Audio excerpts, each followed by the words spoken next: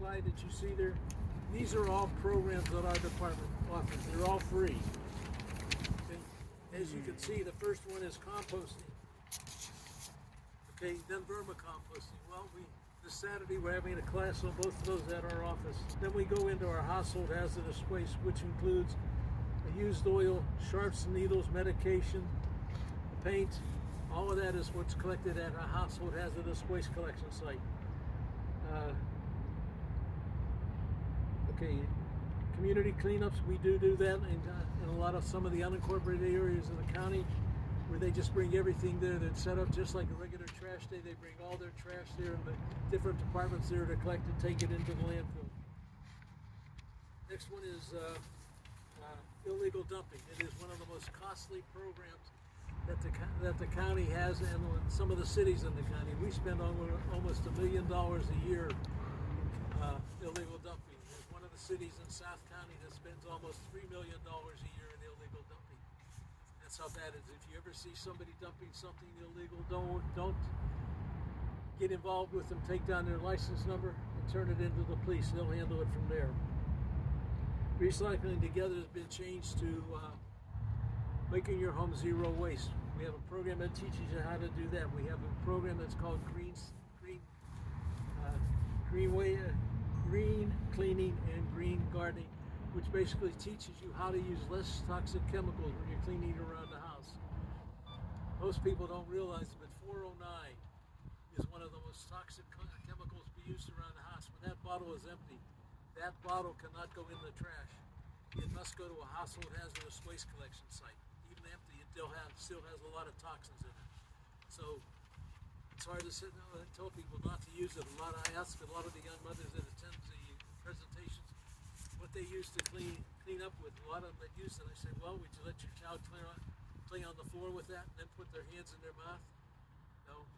I also ask them, what do they use to clean up their cutting boards with? Soap, water, and a few other chemicals. And I said, why don't you try hydrogen peroxide or alcohol? They're much more effective and do a better job. In fact, you can drink a little bit of each one and not have any effect on you, so don't worry about it. And the last thing is, there's anything that you ever want to know about recycling and you can't find it, there's a waste guide on our website that you can go to, and it'll answer your questions. If it does not, you can call our main number of 951-486-3200, and they can put you in charge with somebody that can answer your questions. Next slide. This is a waste characterization study that's done every 4 years. This one was done in 2018. The one before this was done in 2014. The most important part of that is the big blue space that says 34%, which is organic waste. In 2014 it was 37%. In 2018 we're down to 34%. That's a 3% drop. That's a big drop. We're seeing it go down even more. All the rest of these are important, but that's one of the biggest ones. What makes up that? Food waste, yard waste, trimmings, all of that goes in there, paper, cardboard, all of that. So the more of that we can recycle, the better off everybody is. One of the other ones I'd like to always bring out of that is electronics. How many think that anything that's electronic should go to a household hazardous waste collection site? No. Only if it has a circuit board. Then it has to go to an electronics recycling. If it doesn't have it, it can go into a regular recycling. Okay, we're going to learn about the vermicomposting material, worm species and ecology, setting up your worm bin, feeding the worms, harvesting the worm bin, using the castings of leachate. We're going to get into a little bit of troubleshooting, and we're going to show you how to make your own worm bin. Okay? The material we're going to talk about are the worms, the worm bin, the bedding, and the food waste.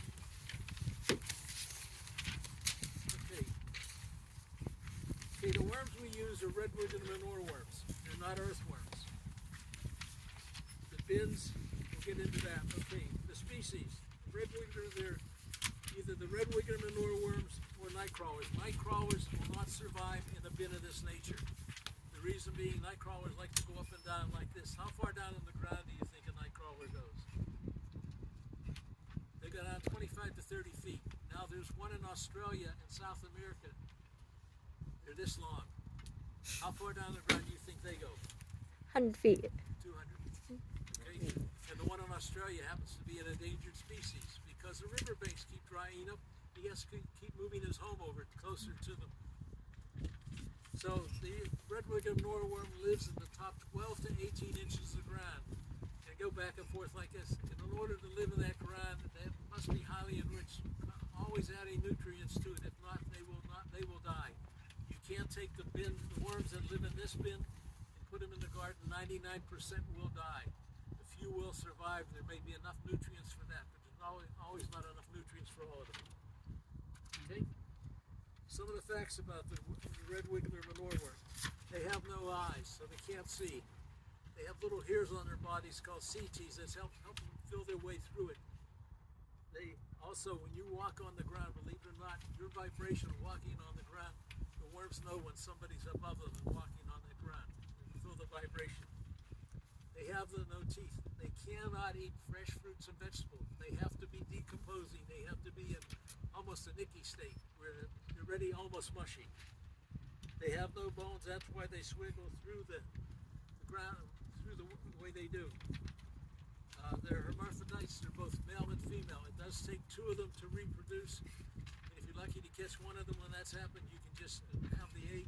That's all you need to start a bin. They will reproduce very quickly. In fact, they have been known to make rabbits look celibate. They will reproduce that quickly. Okay? Now they will produce up to 2 cocoons a week. Each one of those cocoons contains anywhere from 3 to 5 babies. Okay, I've asked this of a lot of college students. How many brothers and sisters do you think they're going to have at the end of a month? Now remember, a pound of worms is approximately 1,000 worms. So how many brothers and sisters do you think they're going to have at the end of a month? Okay, don't feel bad. Nobody can answer that question. I've had mathematicians try and figure it out. Okay, they have 5 heart-like organs called aortic arches. They're unlike us. They breathe through their skin. We breathe through our nose and our mouth. That's why they must always be in a moist environment. If it gets too dry, they will die. Also, okay, they will eat up to twice their weight a day in food. Do you think you can do that? A little tiny worm can eat half its weight in food. I've had students in school say, "Oh, I can do that." And I said, "Oh, how much you weigh? 40 pounds." I said, "You're going to eat 80 pounds of food a day?" I don't think it's going to happen. Okay. Now, the types of containers you can select. Tote bins like this are good. Okay, if you don't have space for them, it all depends on your ability to what you can lift and what you can handle. A lot of people can't handle these. They have medical problems that won't allow it to. If they do, you can go to a 4 or 5 gallon, kitty litter buckets or 4 or 5 gallon food grade buckets. Kitty litter buckets, you have to have friends that have kitties and ask them if they have them. A lot of them right now are cardboard. I've seen they're going more and more to cardboard. The food grade buckets, you can find those in most donut shops, bakeries. Some of the restaurants have them. Some will give it to you. Some will sell it to you. But you can find them. And whenever you get the bins, always get 2 of the bins and do have both lids. It's very important. Okay.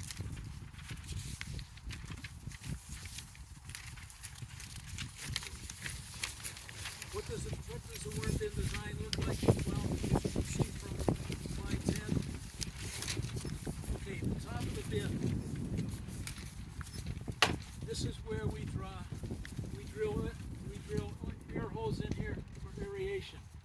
We have to have enough aeration in here to make sure that it's getting through there. If not, the worms would die. So we drill anywhere from 19 to 20 holes around the bin, depending on the type of bin. The kitty litter buckets and the food grade buckets, you may only get about 10 to 15 holes in those. Again. Then what we have is there's a newspaper blanket. We'll show you that when you come up to look at the worms a little bit. There's a newspaper blanket that goes on top. Then inside of there we have the worms are in there, the bedding, the castings, and the food. And everything else goes in that top bucket. The rest goes in here. And that's where it stays. Okay, there's holes on the bottom. Those holes are to let the liquid that's in there drain through to the bottom bin and catch the bottom bin. That's the leachate we want to use as a fertilizer for our plants, as well as the castings that are in there. By the way, castings is a fancy word for worm proof. So we want to catch that. Now you're going to see in our bins, we do use these spacer blocks. You ever put two plastic bins together and try and take them apart? Especially after a few weeks when it gets to be as heavy as these do. When you first put a worm bin together, it's very light. You can take it apart very quickly. But when it gets heavy, in about 4 to 5 weeks, it gains a little bit of weight. It gets harder and harder to take apart. When I first got into vermicomposting, somebody said, get the biggest bin you can find. I said, okay. I went out and I got two 32-gallon bins. Yes, that was a mistake. 6 weeks later, they ended up being 14-gallon bins. Okay, it took 3 of us, actually 4 of us, one on each corner to lift it up so I could get to see what's going on with the worms below it and get the leachate out of it. And by the way, if anybody ever tells you to put a spigot on your bin, don't do it. They don't last. They start to leak very quickly. I've seen them glue it on. I've seen them do everything. It doesn't last long. So better not to do it at all. Okay? Now the type of bedding we're going to use, it all depends on your preference. I prefer newspaper. Why do I prefer newspaper? Well, number one, it's a recycled subject. We're able to recycle newspaper. The other thing you see there is the coir bark. Okay, that comes from Sri Lanka. That's where they take and harvest the cocoa palms. They cut these down, they shred it up and take it. They used to burn it and pollute the environment. Now they quit doing it. You'll find more of it in hydroponic shops. Lately I found that store with has numbers in its name that has some of the cocoa bean blocks in it. They're a little bit expensive there. So you can use all of that. And the bedding has to be as moist as a wet wrung out sponge in order for them to live in it. Always, all the time. If you get a little wetter than that, that's okay. If you get it much wetter than that, you could start to have an odor on it. Now the newspaper blanket, you're going to take 12 sheets of newspaper. You can open them up, put them all together, then fold them back up, soak them in water, and after they're done soaking, you can do one of two things. You take them, hold it up by the edge, let the water drip out, or you can cheat like I do. I fold it up and I squeeze the water out of it to do it a little faster. That bedding helps retain the moisture in it. It also helps keep the light out. Worms do not like light. They're very sensitive to light. By the way, all of the bins must be opaque. They cannot be clear. If they're clear, the worms will never come to the outside. They'll always stay to the center, so you're not going to get anything eaten there on the outside of it. It'll always be near the center of the bin. Okay? It's a backup food source. If you forget to feed them, they can eat it. You're going to go away on vacation. Okay? I'm available. Mike's available. We're worm sitters. We'll be glad to do it. How much do you think we get a day? Any guesses? $10,000 a day. So you got to realize you can have anywhere from 20 to 30 worms, 30,000 worms in that bin. That's a lot of responsibility, but you don't need us. You're going to go on vacation, you take a Sunday newspaper, get rid of the high glossy ads, everything else can go in there, you tear it up, put it, soak it, put it in there, you've got enough food for about 6 months. So you don't need anybody to take care of your worms for you. Okay. How you're going to place the worms? Well, after you get everything built, the paper would be wetter than this that we show in our picture. This was done in a hurry to put this together many years ago, and they've never changed it. But the bedding's going to be wet, and like I said, it's going to be as wet as a wrung-out sponge. You're going to take it out into semi-lighted area like your tables here. You're going to open it up. You'll take the newspaper blanket off. You'll put the worms on top. Don't dig a hole. Just put them on top. Walk away for about 10 to 15 minutes. When you come back, you're going to find that 90 to 95% or 99% of the worms have disappeared into the bedding. Any that's left on the top are dead or dying. 2 choices. You can take them out, throw them in the yard, let them become part of the fertilizer there, or you can leave them in the bin and let them become part of the fertilizer. I always say leave them in the bin. That newspaper blanket must stay as wet as a wet wrung-out sponge often. So about once a week, every other week, check it to make sure if it's not dry. If it is, take a squirt bottle and squirt it with water and keep it moist. How often will it be changed? Well, it depends on how often you feed your worms. Worms have to be fed once a week. If you're not feeding them once a week, they may start eating that because, again, it's a backup food source for them. Okay. What can they eat? Well, just like you like fruits and vegetables, they like a lot of the same fruits and vegetables you like. They'll eat all of it. But again, remember, all of this must be turned to mush. Okay, can I put it in the bin? Yes, you can put it in. It will take a couple of weeks before it starts to decompose. That's fine if you've done that. A lot of us that do vermicomposting cheat. How do we cheat? We take all our fruits and vegetable scraps, we stick them in a bag, stick them in a freezer. Let them there for about a week, take them out, let them defrost, and when they defrost, they actually turn to mush. So it makes it easier for them to digest it. Okay, during the summer months, I will not defrost the bag by itself. I will put it right on top of the bin. Let that actually help cool the bin down. It puts a little bit more moisture in it, so it's not going to hurt anything. So you can do that. During the winter months, I will defrost it, put it in the bin. Okay. Now during the summer months, you're going to feed them once a week. During the winter months, maybe once every other week. They won't eat as much during the winter months when it gets cold. Okay, so anyhow, pasta without any pasta sauce on it whatsoever. The pasta sauce is high in acid. They don't like it, upsets their tummy, so we don't want to do that to them. Okay? Bread, make sure if you can soak the bread a little bit, a little water, that helps. If not, it's going to take some of the moisture out of the bin. It will actually turn to mold before they'll start to eat it. That's not going to hurt anything. Cereal, if you're going to put cereal in, make sure you drain the milk off of it. I've had people not do that. Next thing I get a call, my bin smells bad. What's wrong? Well, you let the milk in there. It's gone sour. So you're going to get that odor. Coffee grounds, they love it. It helps with the digestive system. So it's good to put it in there. And by the way, don't feed them all one thing.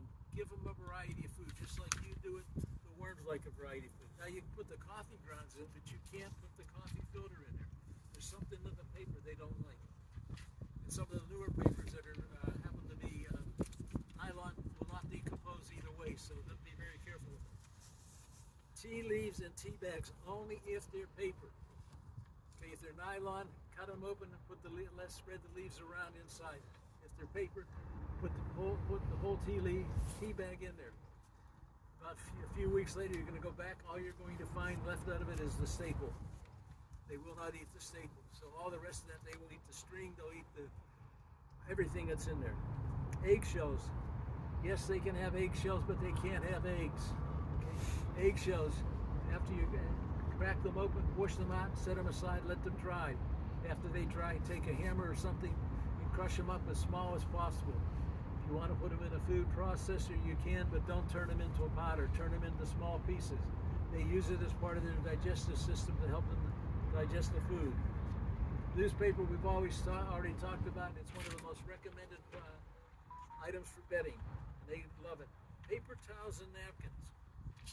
Well, only if you have cleaned up water or food waste. If you've cleaned up anything else with chemicals, do not put it in there. The toxins could kill the worms. In fact, it will. Do not put anything with toxins in it. What do you think happens to the roll from the paper towels and the roll from the toilet paper? Can they go in there? Sure. So you put them in there, tear them up into little pieces, and soak them a little bit before you put them in. Age manure in outdoor bins only, and I don't recommend it in any bin. Okay, the reason being, right now we're having a big problem with manure. It's a little insect called the soldier fly that gets in there. We'll talk about those in a few minutes. And if the larvae gets in the bin, they will eat the worms out of house and home. They will actually kill the worms off because they produce more larvae than the worms can produce. So very careful. So that's why we don't recommend any manures in there whatsoever. Okay, what can't you feed them? No grass and leaves. You know what happens when you mix grass and leaves together with water? How much heat do you think they produce? Anywhere from 120 to 150 degrees, depending on what else may be mixed with it. Worms don't like anything above 85 degrees or 90 degrees. So if you mix that together, you have a good chance of heating up the bin to a point where the worms would all die. So no leaves and grass in there, no yard waste whatsoever. Unwashed fruits and vegetables, scraps. Why do we have to wash them? They may have pesticides and fungicides on them. We don't want to feed the worms. We don't want to kill our worms off, so we don't want to use those. No citrus fruit or pills whatsoever. If you do happen to put it in, the worms will not go near it. They won't even go near the stuff underneath it because the acidity of it actually makes the bin a little bit more acidic, so they won't go into it. No feces, no meat, no dairy, none of that, no cheese. It's not that they will not decompose and the worms can't eat it. It's that it takes so much longer for them to decompose than the worms can get to it. Again, you're going to have another smelling mess on your hands, and you're going to invite an unwanted pest. So stay away from it if you don't put it in whatsoever. No feces, well, there's pathogens in it you don't want to put in your bin in any way, shape, or form. And no kitty litter whatsoever in a vermicomposting bin. It will cause the same problem. Okay. Well, how do we feed the worms? Okay, how do we feed them? Well, depending on the type of bin that you have. If you have bins like this, one of the things they recommend is zone feeding. What you're going to do is you're going to take the newspaper blanket off, you're going to pull some of the newspaper back in zone 1, put your food in there, and feed the worms. By the way, remember I said a pound of worms is approximately 1,000 worms. They will consume up to 3.5 pounds of food a week. So that's a lot of food to put in one little corner, isn't it? So you may find you do that. Okay, then next week when you go to feed them, you go to zone 2, then zone 3, 4, 5, 6, 7, 8. And when you get back to zone 1, if there's any food left, you're overfeeding the worms. Actually, by the time you get to zone 3, if there's food left, cut down on the amount of food, depending on the amount of worms you start with. When you attend one of our classes and buy one of our bins, we don't give you a pound of worms. We may give you about 100 worms. Those I suggest you feed them about half a pound of food a week. That's about enough to get them started. And as you start to see they're increasing, then you'll want to do it. How you're going to know that they're increasing, number one, you're going to notice there's more cocoons in there. I'm going to show you what a cocoon looks like next. You're going to see what they're, you start seeing cocoons in there, you know that they're happy, they love what you're giving them, and you're going to see a lot of worms. So yeah, that's funny. In the kitty litter buckets and the food grade buckets, you can only feed in the center of the container. So put your food in there and then keep an eye on it, okay? Because you don't have enough room to do the zone feeding. How often do you have to harvest the bin? It depends on the amount of worms you start with. With our kits, it only takes 6 to 8 months before you can harvest it the first time. After you harvest the bin the first time, next time, about 3 to 4 months you're going to harvest it. Every 3 to 4 months you may harvest the bin. You're going to have more worms than you know what to do with. Okay? How do you harvest it? Number one, you find a table like this, put it outside or somewhere that you can sit outside. Put down a black plastic bag or a tablecloth, something that they're in a semi-lighted area. In the kitty litter buckets and the 5-gallon buckets, I suggest that you dump the whole contents out of it. Put it up and break it up into little piles like the photo shows, and then we start doing it from there. In this type of bin, I always suggest that you take and quit feeding on one half of the bin. For about 3 weeks, you'll feed only on this half and leave that half alone. All the worms are supposed to. Notice what I said, supposed to go from this side to that side. Worms don't do what they're supposed to do. Then what you're going to do is you're going to take all the castings out of this side. You're going to put them on the table, put them at the piles like this, and you're going to find there's a lot of worms still in there because they just don't like to move out of their area a lot of times. Then what you're going to do is you're going to take some instrument, a plastic fork, a plastic spoon, a plastic knife, and you're going to start, or a stick, and you start pulling the castings away. The minute you see worms stop. The worms don't like light, so they're going to dive into the center. You're going to keep doing that until you go all around the piles, and all that's left in the center is an atoll of worms. Can you put all of those worms back in your worm bin? Listen to you. Okay. Why, yeah, well, you can. Why can't you? They came out of there, didn't they? Now what you've done is you've changed the bedding, because the one thing you did as soon as you took the castings out of here, you put fresh bedding in. Okay, but the worms are smarter than us. Okay, how is that? Well, when there's not enough food or there's not enough room, they quit reproducing. They self-regulate their bin. They're smarter than humans. They know when to stop. Okay? Now, as I said, the cocoons, as you can see from the picture, they're very small. They're hard to find. After you've been in this a while, you're going to realize, oh, that's a cocoon. You're also going to save cocoons that have hatched in time. You're going to see those. Okay. Now, the ones that are dark purple or dark red, that means they're full of blood. They're almost ready to hatch. And all the times I've been doing this, I've only picked up 5 cocoons and babies are hatching out of it. So it's not very often. Now, don't make the mistake I made. I was taking care of my bin one day and I looked and there was a lot of cocoons in there. I said, oh, I'm going to harvest it next week. I should have harvested right then and there. It took me 5 weeks to harvest it. It only takes about 2 to 4 hours. Well, the reason what happened is most of those cocoons hatched. I had babies I was looking for. Okay, I got a little anal with it because I want to save as many as I can because I want to keep my population going. The average worm lasts about a year to 2 years. That's all they'll live in your bin. So be very careful. Don't touch the cocoons if you can. Try and pick them up with something. Because I've noticed that the grease on your hands sometimes will affect the cocoon. Okay, when you go to use the castings, okay, as you can see from this picture, that's way too many castings around that plant. Okay, generally when you use castings, it's 1 part of castings to 4 to 5 parts of soil. Okay? In a 4-inch house plant, a quarter of a teaspoon is enough food, fertilizer for them for about 6 to 8 months to a year. So imagine what this is going to do to the plants that much around them. You can't actually burn up the plants. You can use it as a lawn stock dressing to throw it around, sprinkle it around, and do a great job. It's good as a soil additive again. 1 part of castings to 4 to 5 parts of soil. Okay. If you're going to add it to planting mix, read the bag of planting mix and make sure that there's no worm castings in it or back one. If there's worm castings or back one in it, you're going to add to it, and you could actually put too much nitrogen in it and cause it to kill plants. So be very careful what you add when you're adding it to planting mix. Tea. No, you cannot drink it. It's too strong. Mike has a funny story he likes to tell people. Why don't you tell him your story about the worm tea? Oh, I don't have the pictures in it though. It's okay. You can get the visual. Yeah, well, worm tea, as you're looking down at that picture, what you do is you end up taking all that the castings that are down in the bottom and you put them like in a sock or a pillowcase or a bag, and you're able to soak them in water at a 5-gallon bucket. And it comes out and it looks like, have you ever seen Arnold Palmer tea in the big container, big old thing? Well, I used to take that first time I did it and I put it in my refrigerator in my garage.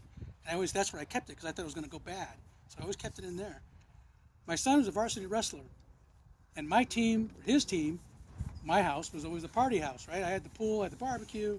They always came over. Well, what do you think the first thing a wrestler doesn't grab? He doesn't grab a soda, so he can't gain weight.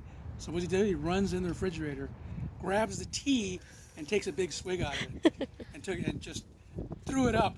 And he was like yelling at me, why I didn't mark it. And, Dad, how come you didn't mark that thing? So they drank it, and so they'll never do that again. But I think they won the match that day, so we'll see. It was good. But that's the worm tea. You can also do that with the secretion, the leche that's on the bottom, which George will go into. It is not necessary to put that in the refrigerator.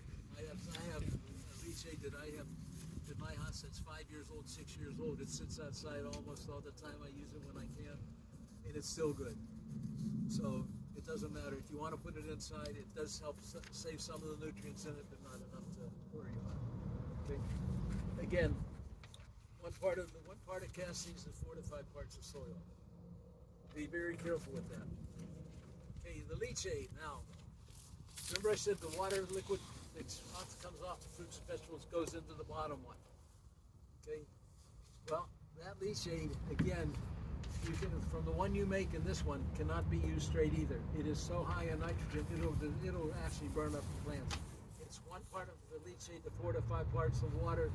In fact, one of the things that happened 2 years ago in January, we were having a rain and we got water into our worm bins. So I took all that water and I drained it off. And it was really, didn't look like weak iced tea, it just looked like regular water. And I saved it. Well, Mike went out and bought plants for our resource garden. He was going to plant them, and it got hot over the weekend. So I took all of that leachate that I had saved, I put the plants in the containers they were in into boxes, and I put this leachate in there. Monday morning, Mike comes in, he said, "What did you do to the plants?" I said, "What do you mean?" He said, "Look, they've grown.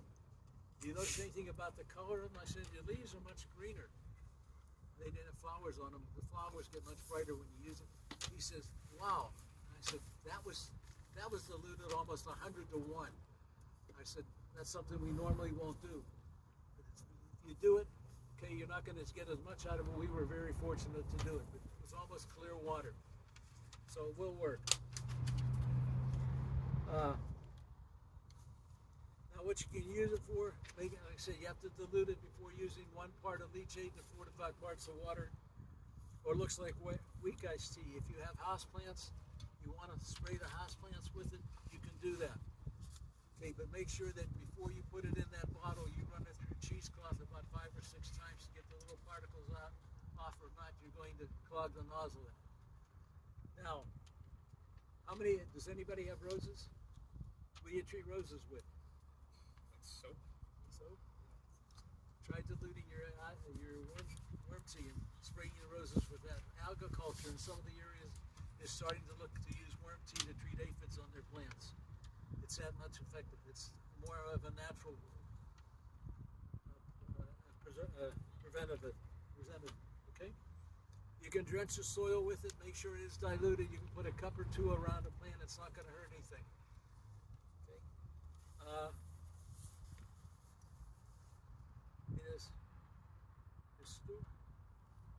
Okay? Storing my market container. Always mark your containers. I have mine marked what's in them because I don't want anybody making a mistake. Okay? Now troubleshooting. Why are the worms dying? Number 1, you haven't been feeding them enough. If you don't feed them, they've eaten all the paper out of there, they could die. Worms will eat their own castings 4 times, and then they'll give up on them. It becomes too strong for them also. So try not to do that. Okay, if you have your bin outside in a lighted area, what happens, the sun will heat the plastic on the outside, the plastic in between it and the lid. It'll actually cause the bin to heat up. I had this happen to me. It heated up so much that all the worms evaporated. So it cannot be in any sunlight whatsoever. It must be in a dark area all the time, or a shady area all the time. Don't put it in that. If you ever come out, open your lid, and you notice that there's condensation on the lid, as you can see from that second picture over, cut a hole about 6 inches wide, about 8 inches long, with hot glue screen on the inside so the worms can't get out, nothing else can get in, and to add more aeration to it. 99% of the time, the holes that I'm going to tell you to drill are enough holes to drill so you won't have that problem. But every now and then somebody does have that problem. Okay? Pest infestation. Well, if you put your bin out in the shade under a tree, yes, you do run the chance of getting ants. So I always suggest if you're going to do that, and it's the most shadiest spot you have, get a pan that is 2 to 3 inches longer and 2 to 3 inches wider. Put the bin inside of it and fill it with mineral oil. You can fill it with water. Do you want to fill it with water? Why did I suggest mineral oil first? Do less. Water will evaporate. Mineral oil will not. Ants won't go through it. They don't like to go through it. Sometimes, every now and then, you'll find one brave one that'll go through water. Okay? So that's why we recommend that. Ants in the bin, if they do get in your bin, don't worry about it. They will eventually go out. If you want to do what we do every night, because of where our bins are located at our office, we get an infestation during the summer months. What we do is we take the ant strips, the ant strips, we put them inside the bin on top of the newspaper blanket, and within a few days, the ants are gone from it. So it's no big thing. And those ant strips will not hurt the worms. So you can do that. Okay? Now, the picture that you see of that fly, that is not a house fly. That is a soldier fly. You've probably seen, this is the group here that's raising them. One of the groups is raising them. Yes, they're raising them to teach people it's a food source because of the protein involved with it. There's a big industry in fruit fly being raised for that. Most people that raise them in their backyard, they're raising them to feed their pet turtle or their koi, because they like to have the larvae for them. So it's good. Other than that, you don't want to have them in your bin. If you ever see the larvae in your bin, start harvesting the bin and get them all out. Now, what's the best way to harvest it? Well, you set up a table like when you regular harvesting. As you're harvesting, you find a worm, put it in water. Then move it. Actually, you have 3 containers with water. You put it in the first container, you let it sit about a minute or 2. Move to the second container, let it sit there 2 to 3 minutes. Move to the next one. By that time, the larvae should have gone off, and then you can put it back in the bin. It's a lot of work. And if you don't want to do that, you start all over again. That's the best way to do it. Be very careful what you're feeding them also, because sometimes before feeding them, a lot of people like to put the food outside. They don't keep it covered. And the flies will land on it, including the soldier fly, and they'll lay their larvae on it. That'll hatch in the bin. Okay? If you do get regular flies in there, just let them go. They'll eventually fly away. The soldier fly, when you take your lid off, you'll notice them. They won't fly. The whole purpose of life is to be born, mate, die. That's the whole thing. They do not fly away. You have to actually shoo them out of the bin. I shoo them out and I put them on the ground and I step on them. So that's how bad they are. The larvae is another thing. Be very careful of them. Yesterday we found this big old, what looked like a maggot in our worm bin. Okay. So, is that bad? How Or big was it? this big? Was it black? No, it was white. White? Yeah. Okay. Well, was it curved like this? Yeah. Somehow you got the fruit beetle in there. Oh, like those green ones? Yeah.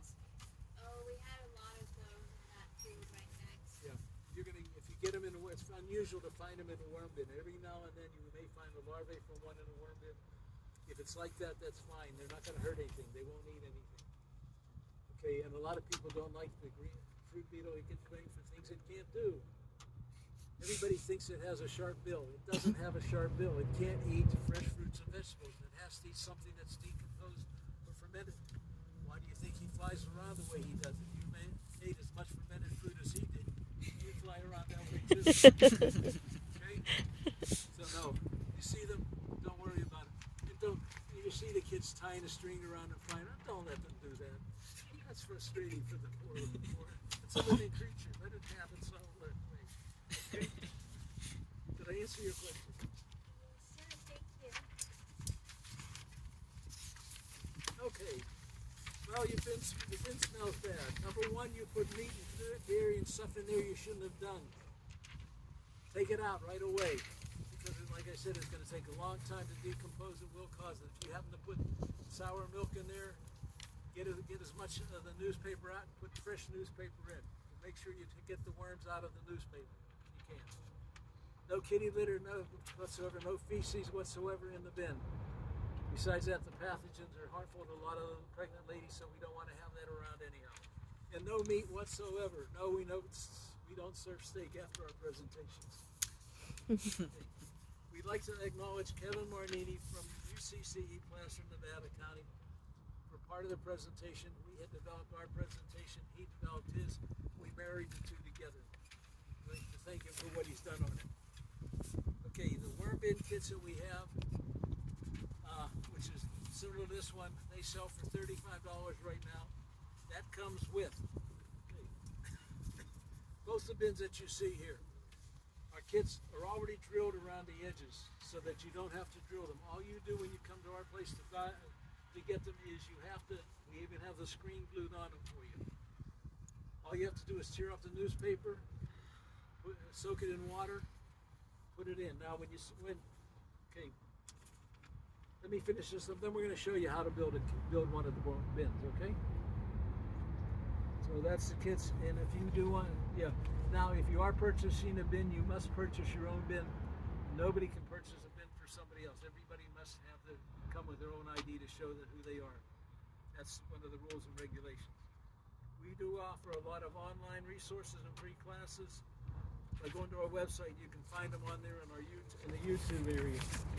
Other resources, well, California Department of Resources, Recycling and Recovery, CalRecycle, they have plans to build compost bins, vermicomposting bins. You can go to their website, put in compost bins. We'll overcome their plans. The bad feature about it is you used to be able to print it right off their website. They don't allow you to do that anymore. You have to request a copy of it. They will either email it to you or send it to you via snail mail. So it depends on how you want it. Okay? If you need for worm suppliers, you can always go to our website and click on the list. Before you go to any one of these places, call them to make sure they're still in business. People thought they were going to make a fortune selling worms. You don't make a fortune selling worms, I can tell you. I've been doing it for 10 years. I'm still here, so what? Okay? So you don't make a lot of money out of it. And at today's prices right now, they're getting anywhere from $50 to $100 for a pound of worms, depending on where you go. Unless you come to our class and you build a worm bin, then you get them free. One of the best books you can get is Worms Eat My Garbage by Mary Applebaum. She was the guru of worms. Anything you ever wanted to know about worms, Mary can tell you. She was the best. And one of the things she recommends most highly is newspaper for the bedding. Everybody argues with her. Well, wait a minute. It has comic sections in there. All that ink. People don't realize 99% of the ink today used in printing is soy-based ink. That's why you can use it. The high glossy ads, like in magazines and some of the ads they have on something, those may contain oil-based. We don't all want to use them because they will have toxins. But the soy-based ink doesn't hurt anything, even the colored ink. And if you want to give us our feedback on how you like our presentation, you can go to the website, or on the back of your presentation is our QR code. Let them know what you think about it, because that helps us improve our presentation. You want to come up? You can come up and take a look at this bin. Take a look and see. This is kind of what it looks like on the inside. I'm gonna tip it too far to get the water out there. But now you'll see even things started to grow inside here. Some of the zucchini that went in there Question. that was left over. Can I transplant that zucchini to my garden? I don't know. Can you transplant the zucchini to your garden? Anything that grows in your worm bin, do not transplant. Yeah. It won't survive outside won't. of the worm bin. I don't know why. I had 4 mango seeds. So this was originally all newspaper, and you can see as it starts to break down, as the castings, and like I said, this was just September 11th, so you can see this is all the castings that are starting. You can see they're deteriorating, eating all that. I feel warm. Yeah, the worms are they like to go down to the bottom. They love the bottom. When you start to dig in the bin, they go as deep as they can. Yeah, they go as deep as they can. When we go to an event, we always have 2 worm bins with us, and we keep switching them off. Yeah. At the end of the day, the worms are very stressed. You'll see them in there. How do you get like the right moisture? How do you know like it's at the right? Damp, wrung out sponge. Right. So like. Yeah. So this is damp. Like some of these will be wet, but it's just damp, and you can feel it. You can tell. You can kind of get an idea of what it feels All you like. have is newspaper. You pick it up and squeeze it. If it just barely runs out of water, that's as damp as we want it. And a lot of times in the feeding, like I was talking about the gooey stuff as far as the food goes, we'll take some of our old, cuttings of vegetables, lettuce, all that stuff, and I'll put it in a little baggie and put it in the refrigerator, in the freezer, and freeze it. So when I go to put that in here, the cellulose in there, because it's starting to break down as it's defrosting, then all of a sudden the moisture comes out, and that helps keep this bin both cool and keep it damp. So, and should we ever see that it's getting too dry, we'll take a spray bottle and just kind of spray the top with the blanket. Like this one right now, this is too dry, and then we usually keep that a little bit moist. But yeah, you'll see the worms. And I don't see any. I see some seeds, but those are from some of the plants. But I don't see any eggs per se in here right now. Sometimes you'll see some. Is that an egg right there? Oh no. Some of them are seeds. You might get lucky. You'll see some of the. It's hard to distinguish Is it this one right between there? the seeds sometimes. Yeah. And the cocoons. Yeah, sometimes you'll get a cocoon in there. Let's see what we got. That looks like a seed. Sometimes you'll see them in there. Yeah, it's hard to say. A lot of times when you start to see them start to get right around that fat area, they start getting real fat. That's when they're ready to go. They're ready to give birth. But yeah, I don't see it. But like I said, this was September 11th, and you can see how far it's broken down. And I would say within 6 months. Is that a worm? Let's see. No, it's a worm. By the way, if you're ever holding a worm and a yellow secretion gets on your hand, it's not pee. What it is, it's their way of protecting themselves. It's against insects, that's what they put out, and it smells bad to them if we can't smell it.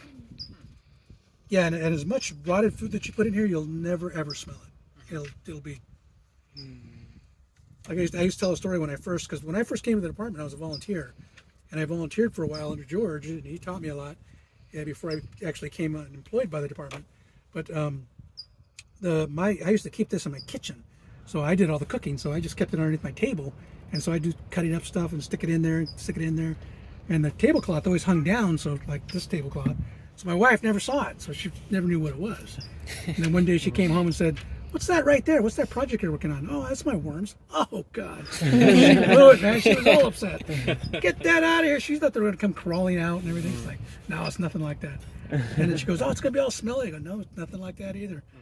But they didn't. They ended up going outside. So I have two of them outside, and I just checked one the other day, and this thing was just, no paper left at all. And I haven't paid attention to it in probably 6 months. I'll check on it just to see if it's damp, but for the most part, nothing. It's the easiest type of composting you can do. How do you know? So trouble free. How do you know when it's time to harvest? 99% of the newspaper's gone. Okay, and you see a lot of worms now. When you take the bin apart, once a week when you go to feed the worms, I always suggest you take the bins apart.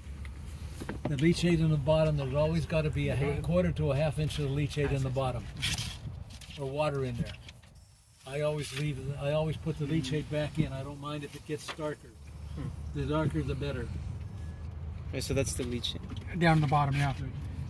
And this is when he was talking about spraying on roses. There again, another story is that when we first moved out to the house, my wife's grandmother had a prize roses that she took care of.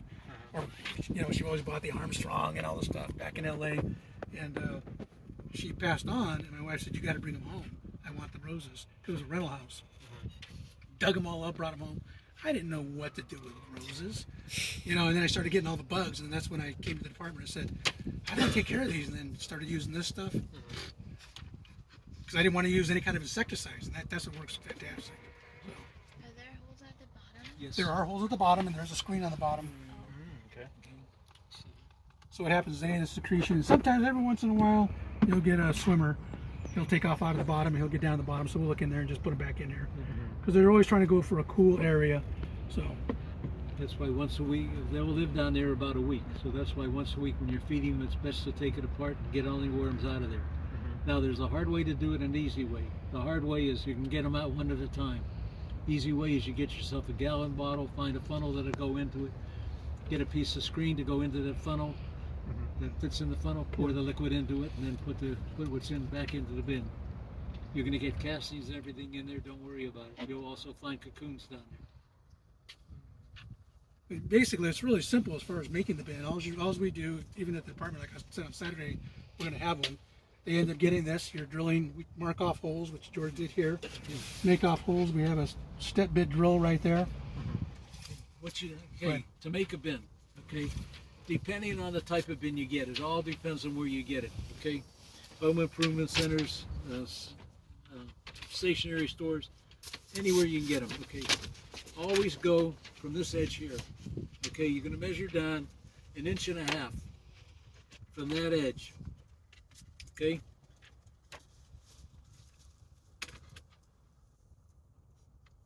Actually 2 inches rather. Okay, you make 2 marks, then you take your tape measure and spread it between them. And from your outside hole, you want to go in 1 inch here, then 3 inches, then 1 inch from here. So you're going to drill 3 holes here. This one's kind of hard. You're going to drill 1 hole there.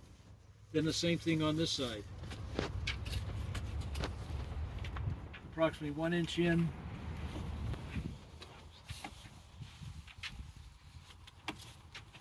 Okay. Then you're going to take a drill. It could be a plug-in drill, it could be a battery-operated drill, and you're going to get a 3/4 inch step bit. You can find these in most of your hardware stores, home improvement centers, and some of your tool centers. Okay. And you're going to drill your hole. When you drill your hole,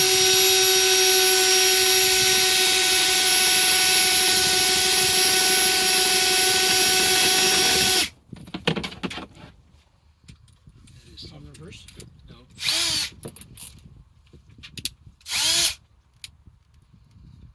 It's a much different plastic than the ones we got the last time. And I'm not pushing. Go the wrong way. The other way.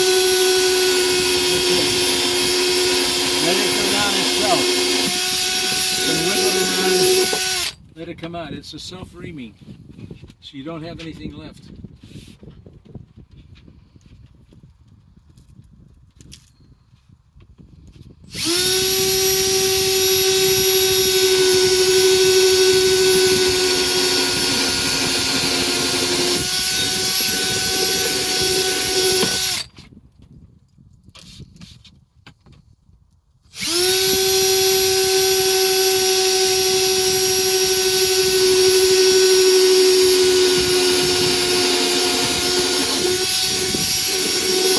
You're going to do that all the way around the bin.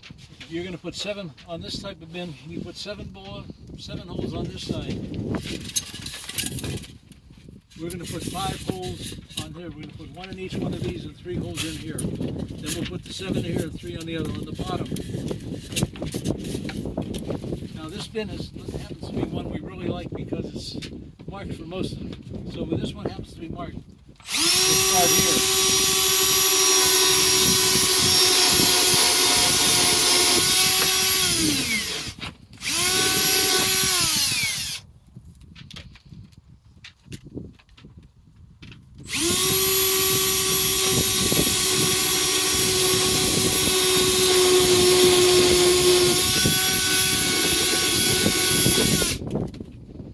Okay, we're going to drill, for this type of bin, we'll drill a hole here, here, here, here, here, here, here, and here. Then here, here, and here.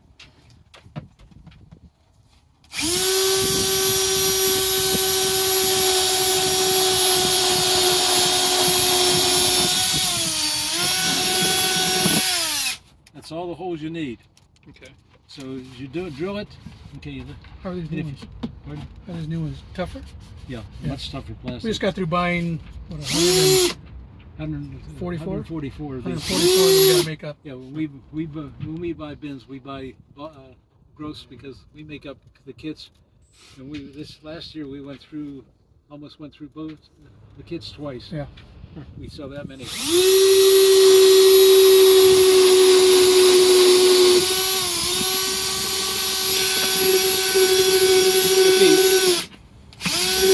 One of the things I recommend, okay, for our newer bins, what's going to happen is instead of giving you blocks like this, we're going to get the new blocks that are 4x4x4.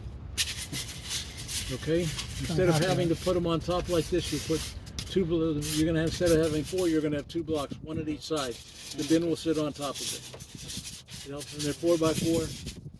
They're a little better to do it. So you can find them at hobby shops. And most of them do not get the floral blocks. The green floral blocks, they will decompose. Okay? So we kind of sand those up, and then we end up hot gluing this. And generally, when you come and you're doing at the department, the kit's already pre-made. It's already done. All you do, we give you the worms, we clear up the newspaper, put it inside there. But you could also, if you decided to, you can go pick up your own and come to the department. Great. And we'll supply you with the screen. We'll drill it all out, and we'll walk you all the way through it. So And right now, if you can notice the name on where these bins came from. Yeah, Office Depot. Okay, I can't give the name out. I'm not allowed to Yeah. because I'm advertising for them. oh, When you Right guys- now they have a pack of 4 bins, and it's cheaper than you can find the 4 bins than you can't find anywhere else. Okay. When you guys are doing these workshops, do you guys provide the drill with the drill bit too? yeah, Yes, everything. We provide everything. Yeah.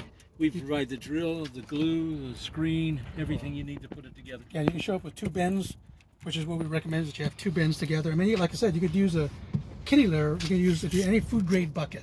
So if you have a 5-gallon bucket, that's, you know, maybe you live in an apartment or a little dorm or something like that, and you want to keep a small one, you could just get a little kitty litter or a 5-gallon bucket. Get 2 of those, and then show up at the department, and we'll drill it all out, give you worms, and get it all ready. Be very careful on food grade buckets. There's some that you can't use. Even though they say they're food grade, there's toxins in them. Okay, anything that's black or purple, it can't be used. The orange bucket that one of them sells is good. One of them sells a black one or purple one. You can't use that. Okay, the paint buckets, you can't use those. Mm. Be very careful of them. Mhm. Okay. So like the paint itself is bad for the worms.